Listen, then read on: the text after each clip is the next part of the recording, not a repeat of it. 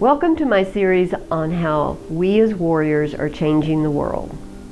Today's lesson will be on how do we really love ourselves. Okay, so now I want to talk about what is self-love.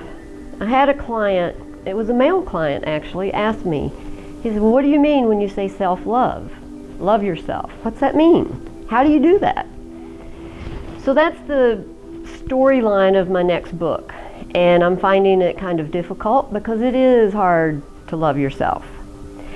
I have several exercises that help you start to love yourself. One of the exercises I'd like to give everyone, because it's one that we can do every day, and it is when you're in the shower or when you're in the bathtub and you're having your daily shower or bath. Every place that you touch on your body, you show gratitude. You show gratitude for your beautiful hair. You show gratitude for your brain, for your skull, for your eyes, your skin, your face. Then you can go to your nervous system, be thankful for your circulatory system, your skeletal system. Then you come down your throat, your heart, your left lung, your right lung. We would give gratitude to our right fallopian tube and our right ovary. Then we move to our appendix, our gallbladder, our liver. Then there are so many different things that you can give gratitude in your body, but that's just an oversight for you to use while you're in the shower. Every day then you're giving gratitude to your body. We can give gratitude to ourselves on the physical level, which is that. We can give gratitude on the emotional level, mental level, and spiritual level. So there are many ways of self-love, and that's what this is all about, because in the emotional realm, you want to honor your emotions. They're like your engine light on your car. Your emotions are the most sacred thing that we have, that the human body gives us. And it's our system to know that we have an underlying belief that created a thought, and that thought created this emotion.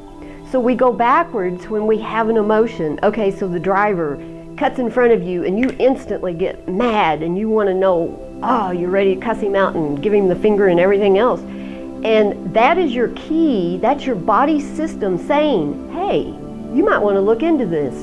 You have some history along this line that triggers, this guy just triggered this thought, this belief system. You need to do some research and go backwards. Okay, so I've had this thought. I've had this thought before at other times.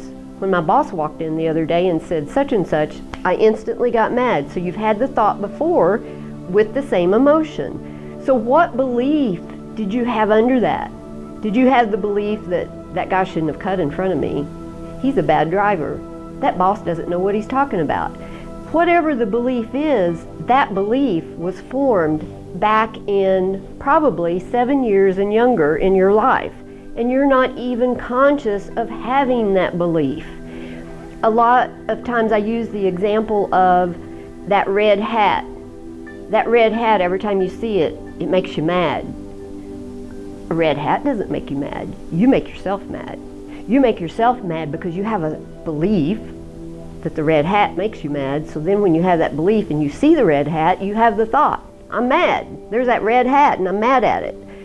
So that is what emotions are all about. They are our golden nuggets, and we need to appreciate them more and feel them and learn how to use them to discover what our underlying beliefs are that's controlling our life. When we learn to love ourselves, that's how we discover who we are and how we can undo these unconscious beliefs that's controlling our life. They're leading our life and we're not aware of it. So another way of loving yourself, another exercise, is to look in the mirror, look yourself in the eye, and say, I love you. Now I know that's a very hard one. I couldn't even do it. It took me weeks to be able to even look myself in the eye, literally, because I was down. I was at the bottom. And it took me a long time to be able to even look at myself in the eye, in the mirror, without crying. And then to say, I love you, really? That can be hard for a lot of people, but I'm telling you, it can change your life. Just do that simple exercise. It is so simple, and people resist doing it because it makes the emotion come up. But you want that emotion coming up because that's what we're wanting. We're wanting to change that belief that's under that. Because the belief is what's controlling your life, and you have a belief that you're not worthy. You have a belief that you don't love yourself. It's the same as looking at a picture of yourself. Or you won't even let anyone take a picture of you. You just say, oh no, I don't let people take my picture because I don't like what it looks like. What are you saying to your body when you do that? You're saying, I don't like you, body. I don't like you. So you're not loving your body. Why not see what's good in the picture? When someone shows you a picture and maybe your clothes aren't what you wanted, but you've got a beautiful smile on your face, don't see the clothes, see the smile. And say, oh my, look how happy I was. This is how we learn to love ourselves. It's seeing the positive and letting the negative go. But we've all, as a society, been taught to see the negative. So that's what we fall into, and it's easier. It's easy to see the negative. It takes work for you to want to change and see the positive. And that's my work. My work is to help you get to the point where you see the positive and you learn the techniques to love yourself. So another suggestion to love yourself, get a picture of yourself.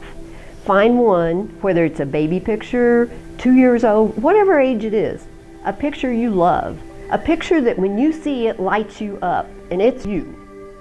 You put that picture at your nightstand or you put it in the bathroom, so you see it morning and night, and every time you see that picture, you say, I love you. You're a wonderful person.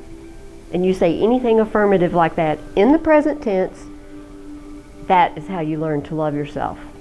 It is all a matter of changing the programming in the brain, because our brain should be our computer, but we've let everyone else put the software in it. It's time that you take control and let that software be your own software that you've created. So when we start loving ourselves, I want you to know this is how we change the world, because then we're the example of change, and we all are interconnected and interwoven together. I love myself, you love yourself. That changes the whole energy of the world, and that's how we're going to change Mother Earth.